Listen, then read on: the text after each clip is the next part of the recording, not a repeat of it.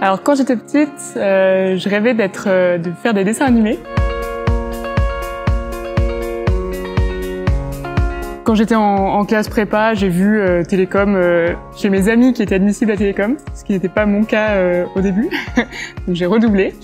Et je me suis dit, tout ce qui est développement d'applications, développement web et tout, c'est quand même très à la mode et c'est très important aujourd'hui pour faire passer un peu tous les messages que j'ai envie de faire passer. Puis le côté animation, c'est très proche du numérique.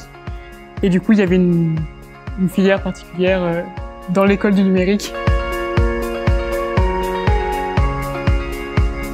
Télécom pour le côté animation et le côté juste numérique dans le sens web, développement d'applications. Déjà quand on a fait prépa avant et qu'on était 4 filles dans une classe de 40, on est un peu habitué et du coup j'ai longtemps pas trop questionné ça et je me disais juste presque c'est un peu stylé d'être une des filles qui fait ça. Et à Télécom c'était quand même très bienveillant, comparé à ce qu'on peut raconter un peu des écoles d'ingénieurs, etc. Je suis devenue plus féministe un peu plus tard ou vers la fin de Télécom.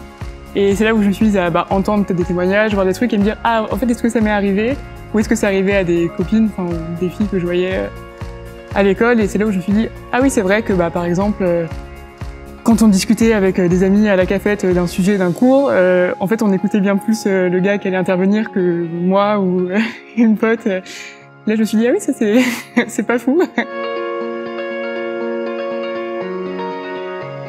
Je vis plutôt bien le fait de faire partie des rares femmes dans le numérique. Moi, j'aimerais bien que ce soit pas exceptionnel et qu'on soit juste 50% ou à peu près. J'ai quand même une certaine fierté de me dire que j'en suis arrivée là alors que c'était pas forcément, même si je m'en suis pas rendu compte sur le moment, c'était pas forcément évident. J'ai envie du coup d'utiliser cette position pour donner envie à plus de filles et qu'à la fin ce soit plus exceptionnel et qu'on n'ait pas à faire des interviews pour les femmes dans le numérique. Si vous avez envie d'aller à Télécom, il n'y a pas de raison que vous y soyez moins que quelqu'un d'autre. J'ai redoublé en prépa, j'ai fait SAM-demi, on dit. Et je pensais pas du tout, j'étais dans les dernières, je pensais pas l'avoir et je suis là en doctorat aujourd'hui à Télécom Paris, donc il y a toujours de l'espoir. Quand on veut, on peut.